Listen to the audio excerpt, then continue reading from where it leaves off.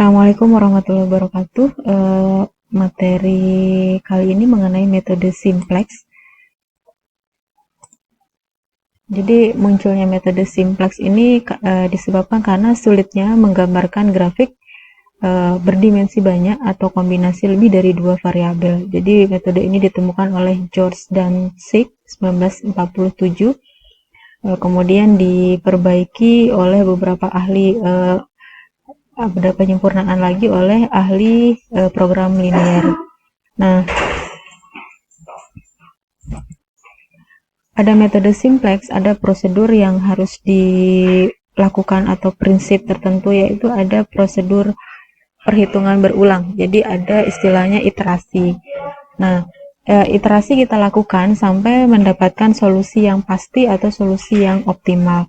Nah, penggunaan metode simplex ini dapat digunakan dengan jumlah variabel yang tidak terbatas. Kemudian untuk menyelesaikan masalah program linear menggunakan metode ini harus digunakan dengan bentuk standar. Nah, bentuk standar metode simplex itu yang pertama adalah fungsi kendala harus berbentuk persamaan. Ya, jadi nanti ketika fungsi kendala itu berbentuk pertidaksamaan, maka kita harus ubah ke dalam bentuk persamaan. Kemudian yang kedua adalah ruas kanan itu adalah non-negatif.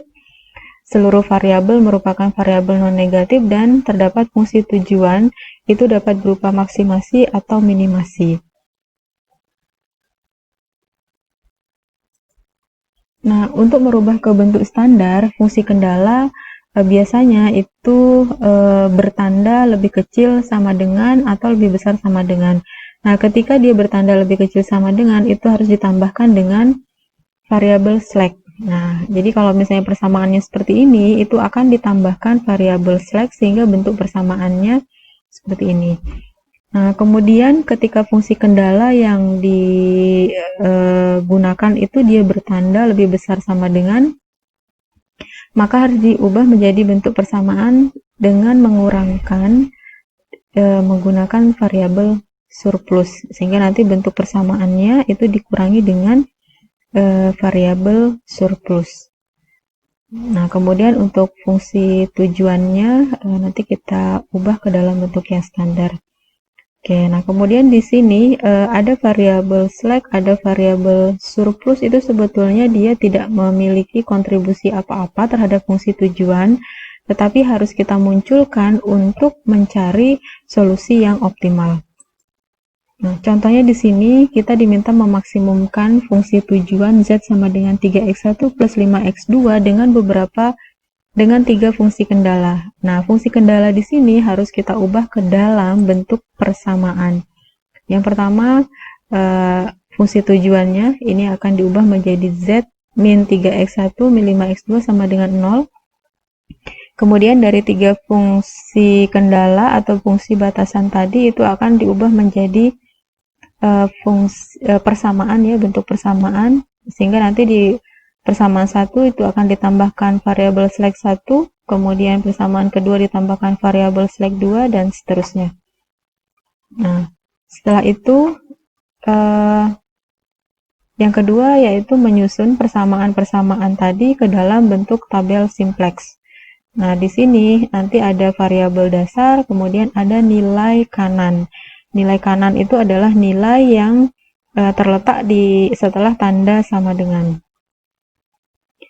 Nah, di sini bentuk tabel akan seperti ini, sehingga nanti kita akan memindahkan konstanta di depan semua variabel. Jadi kalau misalnya Z, ini ada konstanta 1 di depannya, kemudian min 3, min 5, kemudian di sini tidak ada variabel slack ya di fungsi Z, sehingga nilainya 0 untuk S1, slack 1, slack 2, dan slack 3. Dan ini nilai kanan, nilai setelah tanda sama dengan.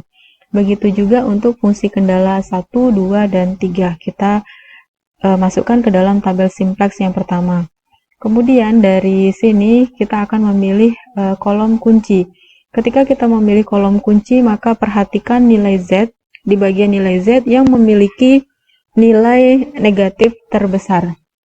yang dipilih adalah yang nilai negatif terbesar, sehingga nanti di bagian kolom min 5 ini adalah kolom yang terpilih. Nah, kemudian setelah itu kita akan mencari nilai dari kita akan memilih baris kunci. Nah, baris kunci ini diperoleh dengan cara membagi nilai kanan dengan nilai pada kolom kunci, sehingga nanti kalau misalnya di bagian fungsi kendala 1 itu nilai kita akan mencari nilai indeks. Jadi nilai indeks ini diperoleh dari pembagian antara nilai kolom pada nilai kanan dibagi dengan nilai kolom kunci.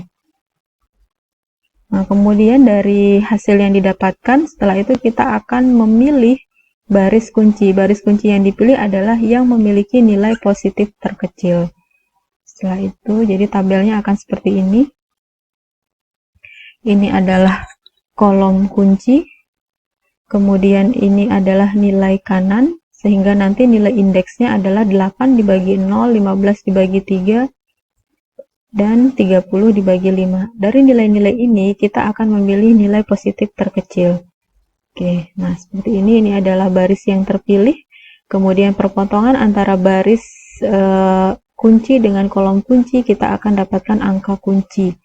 Nah, masing-masing fungsi kendala, fungsi tujuan itu akan dicari nilai baris barunya.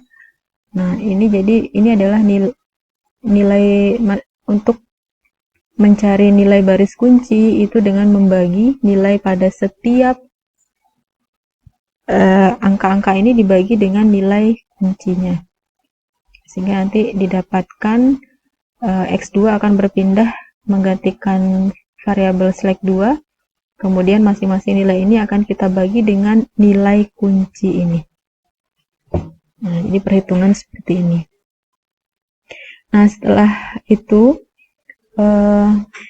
kita akan mengubah nilai-nilai selain pada baris kunci. Baris baru itu diperoleh dari baris lama dikurangi dengan koefisien pada kolom kunci dikali nilai baru baris kunci. Oke, baris pertama itu akan kita dapatkan dengan cara ini adalah baris lama pada baris Z, kemudian dikurangi dengan perkalian antara koefisien pada kolom kunci dikali dengan baris baru pada baris kunci. Nah, ini kita dapatkan min 3 dikurangi min 5 dikali 0, sehingga diperoleh min 3, dan seterusnya. Kita akan mencari untuk baris-baris yang lainnya. Ya, baris yang kedua, kemudian baris ketiga tidak perlu kita cari karena itu adalah baris kunci ya. Kemudian kita cari untuk baris keempat. Nah, setelah nilai dari baris baru kita dapatkan, kita akan membuat tabel simplex yang kedua. Nah, perubahan nilainya akan seperti ini. Jadi di bagian bawah itu ada nilai yang baru. Nah, kapan diketahui bahwa solusi optimal didapatkan? Yaitu ketika di bagian baris Z atau di bagian fungsi tujuan itu sudah tidak memiliki nilai negatif. Nah, di sini masih ada negatif 3 sehingga ini belum optimal. Nah, ulangi lagi langkah yang tadi persis sama. Jadi iterasi itu adalah melakukan pengulangan dari langkah 1 sampai langkah yang terakhir sampai kita dapatkan solusi optimal. Nah, dari sini kita akan memilih yang pertama tadi kolom kunci di negatif terbesar. Ini adalah yang kita pilih. Kemudian dari sini kita akan mencari indeks. Indeks itu diperoleh dari pembagian antara nilai kanan dibagi dengan nilai pada kolom kunci. Jadi 8 dibagi 2, 5 dibagi 6, dan seterusnya. Nah, kemudian dari sini kita akan memilih baris kunci ya. Ini adalah baris yang terpilih karena di sini adalah positif terkecil. Kemudian ini adalah nilai kunci atau angka kuncinya.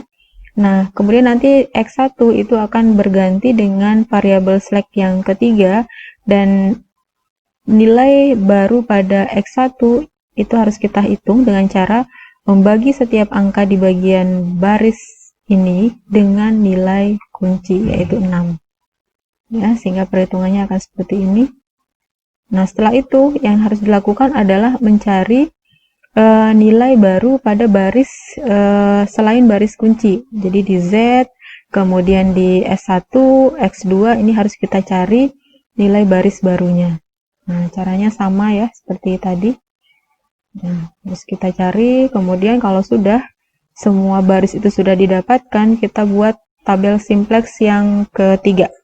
Nah, di tabel simplex yang ketiga ini sudah tidak ada nilai negatif di bagian Z, sehingga dari sini artinya solusi yang kita dapatkan itu sudah optimal. Nah, ketika seperti ini maka nilai X1-nya itu adalah 5/6, X2-nya 5, kemudian nilai Z-nya atau keuntungan atau nilai maksimumnya itu adalah 27,5.